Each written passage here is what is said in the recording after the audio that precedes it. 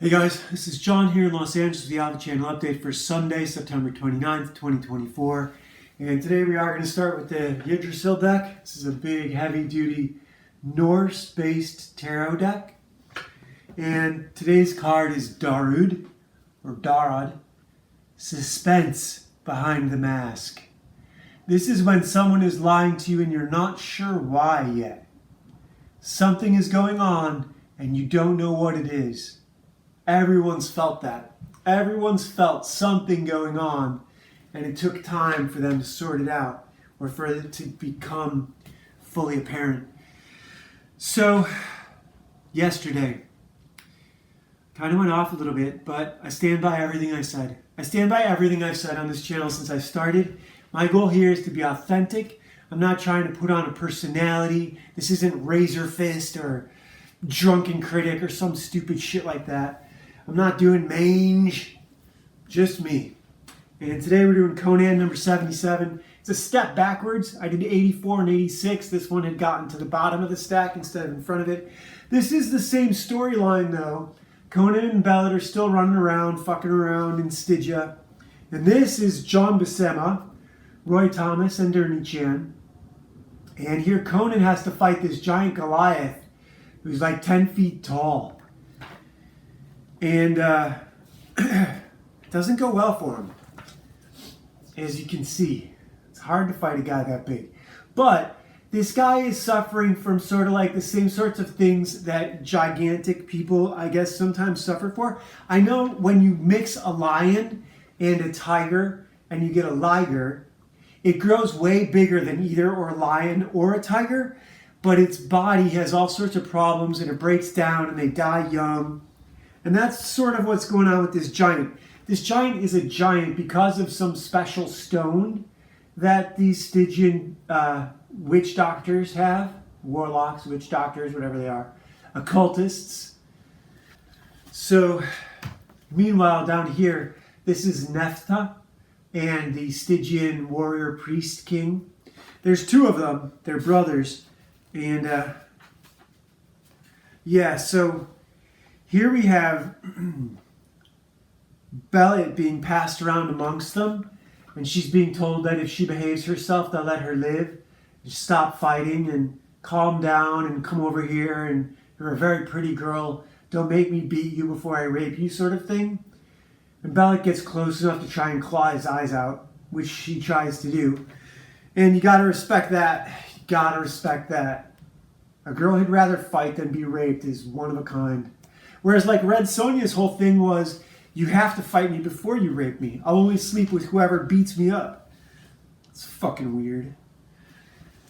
You shouldn't have to be that way. I love the idea that a girl can defend herself, but that's not according.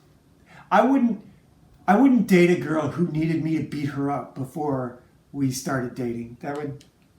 I'm gonna beat the shit out of you. It's not fair. Red Sonja wouldn't stand a chance against someone like Conan. So here Conan is still fighting the giant, and he gets a chance, he beats him, and he gets a chance to kill him with this rock, like, Arnold does in Predator, and he puts the rock down, like Arnold does in Predator. I just thought about that right now. But yeah, it's very similar. Conan's also wearing like a very short skirt in this, which, whatever, it doesn't look feminine at all on him. But here, he and the giant have a conversation about how did this happen? What happened to you? Who did this to you? How can I help you? Conan's whole thing, every time, in all these issues, is trust and help. Conan is the embodiment of the alpha dog. The alpha wolf protects the members of his pack. The members of his pack get attacked, he'll do anything to fight them. Same as a lion, although a lion only rules over other females. A lion has a pride, sort of like a harem, which is a little bit different than a pack. A pack has a male and female. It's a whole community. And so Conan agrees to let this guy out or to help him, but he has to climb up this tunnel first. The big dude doesn't think it could be done, but Conan's a Sumerian and they grew up in the mountains, and so climbing is easy for them. I've always pictured Samaria like the Highlands of Scotland, because the Genghis Khan, they were on the Great Plains. So there was no mountains out there. They were horsemen, but they were not mountain climbers. Conan's from a mountainous region. And here he is. He's in a fight pit, and he tries to climb out, but the sides are greased. And the big guys are talking shit to him, bardy bardy bar, you know, we're going to kill Bellet. And so I was wrong. I'm going to back up a little bit here. All right, so I'm backing up a little bit here. They give Conan an ultimatum. He has to choose one of the two doors. It's literally the lady or the tiger. They tell him one door leads to safety and the other door leads to danger, and then he must choose one. And then this girl, Nephthah, signals to Conan to choose the left door, and she has been lied to. So there's two guys running the show here. There's a king and a witch doctor. And the witch doctor is sleeping with Nephthah, and the king lied to him, his brother, about which door was safe for Conan, because he suspected that his brother would let it leak to the girl, and that the girl would somehow signal Conan, and here we have all that happen. Now, I don't know how they planned this when Conan just showed up a couple panels ago. I guess that doesn't matter, especially when you're 9, you know. So Conan opens the door, signaled by the girl, and it has a cheetah or jaguar, whatever that is. So here the king recognizes that Nephthah has signaled Conan and tells his guys to take her into custody. She knocks a guy into the pit with Conan. And then Conan got to the other door, and Bellet's there, but it looks like Goliath is also there. I know his name's not Goliath, but here we have it. They tell the big guy that he has to kill Conan and give him a sword, but the big guy doesn't feel like doing that, and he lifts Conan. He doesn't let him pole vault or like lift his, do the sort of thing where you hold their foot and they go up above you. He lifts him by the arm and throws him out of the pit, which is definitely more cinematic, where comic book drawings are considered, You wouldn't be able to do it in real life, but it certainly looks good in a comic. So down here on the second page, Conan does the obligatory sword throw, and he doesn't spear the king in the chest. He only nicks his arm, and he falls into the pit. I hope I was holding that up high enough and not too high, and low enough and not too low. So now that the king is in the pit, and also we get a Spider-Man ad for Twinkies, or some Hostess cakes.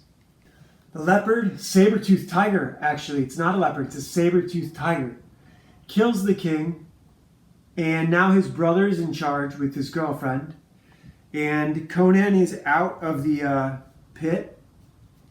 He's been tossed out of the pit, but Bellet is still in there. It looks like Conan has to go back in to rescue her.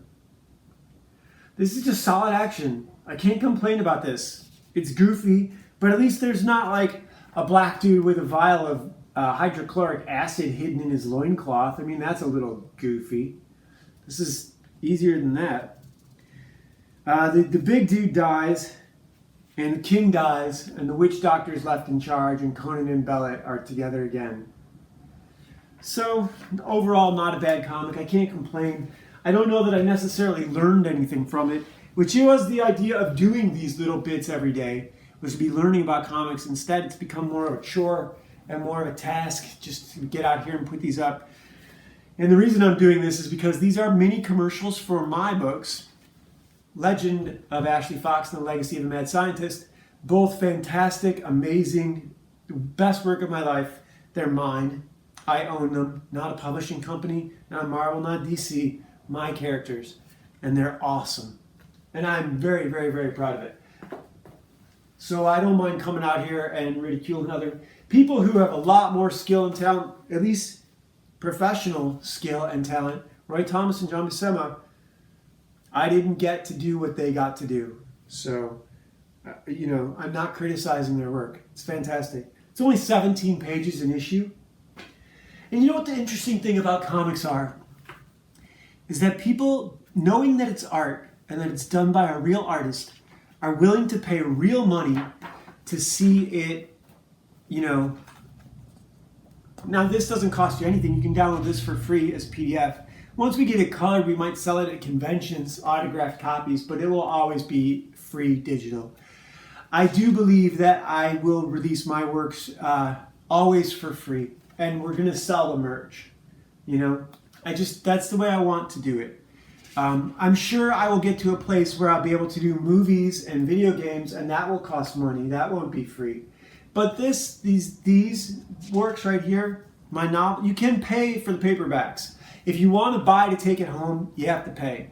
If you want to read it digitally, knock yourself out. I don't mind. I've pirated way too much stuff.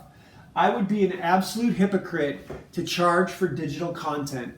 And this is what I wanted to say. When you look at the price of comics, people are paying to take the art home. They're not paying as an investment. Some are speculators. But if you speculate on art, it really burns a hole in your soul. I wanted to say a hole in your heart, but that rhymes with art. A hole in your soul rhymes too. I just couldn't avoid it. So, yeah, it's interesting how much I was always willing to spend on comics, whereas, you know, a Netflix subscription is about the price of a comic, or maybe two, and that's monthly. You can get all the entertainment you want, but it's digital. It's not something you hold in your hand. You're never going to get it autographed. And not that autographs matter. They don't really. I'm not an autograph hunter. I'm not a celebrity collector.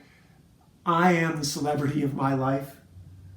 I'm the hero of my story. I am the main character of my life. I'm working on something really big.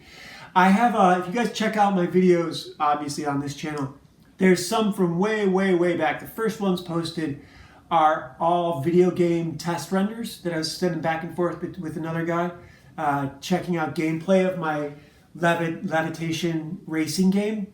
And you see one of the ones where they're flying on a cable, and there's also one where they fly through like basically vector lines, like very thin road lines. That's not the track we're going to go with. It's going to be a stacked circular track. So by circular, I mean it would be like, so this is one of those boom speakers. It'd be like you're driving on this, but this would be layered. So every car length, there'd be a new tube that you can land on and drive. And it's actually a magnetic frequency. But that way you're not flying. The problem with flying races is that there's no traction, and this will give you traction. So the track that I've made, even though conceptually it's transparent and the cars are stacked, so you can drive not just left and right to dodge vehicles, but you can go up and down. And the higher the tracks are, the slower they are, and the closer they are to the actual solid cable, the faster you go. So it's like Frogger in 3D, and when you dive down, you'll be going faster and faster and faster. And you can do this on a anti-gravity hoverboard, which my main character drives and rides, and it's going to be sweet. You can check out some of the videos already. The track's not there, but her hoverboard is, and the way the plates work is fucking awesome. I animated all of it so that every move, here's the problem with a hoverboard, right? Like if you had the Marty McFly hoverboard, this one is one of a kind. Check this out. So you see how this is right side up and now it's upside down? This is one of a kind. It was a mistake, and I bought it, signed by Jamie Thomas. And so imagine this is a hoverboard, right? And you're standing on it. Now, if you want to climb, what are you going to do? You're going to go up like this. But going up like this is actually, how do I phrase this? The plates are now not, to propel yourself upward, the plates need to be facing this way. So facing this way, it would actually propel you this way. Because if the plates are reflecting the Earth's magnetic gravity, which is the idea, right? It doesn't really work. You would have to be a neutron star to have this kind of anti-gravity work. But let's imagine that our Earth's gravity is a magnetic frequency that you can tune a board to and float it on. Kind of like how they do, you know, the electromagnetic hoverboards. There was stuff that they do where they put a magnet down and have another magnet float on top of it. So imagine that. If you do this, it's going to go that way. Now going that way is not the direction you want to go up. So what I did was I gave her boots that she locks into plates, and then she turns, the board itself is not a board, it's just a frame to hold the gyroscopes that her feet set in. And so the frame is like this, but her feet are angled down like she's climbing a stairwell. And that means the plates propel her upward. The same thing going down, sideways, etc., etc. And I animated the whole thing. It was so much fun. I created the frame in Blender, animated it in Maya, brought it into Unity, and got it to work there. And now I have it working in Unreal. So the bulk of the game is going to go in Unreal. And that's why I'm doing this. That's why I'm doing all this stuff, is to tell you guys the name of our website, alphachannel.games. All right, I'll be back tomorrow. See ya.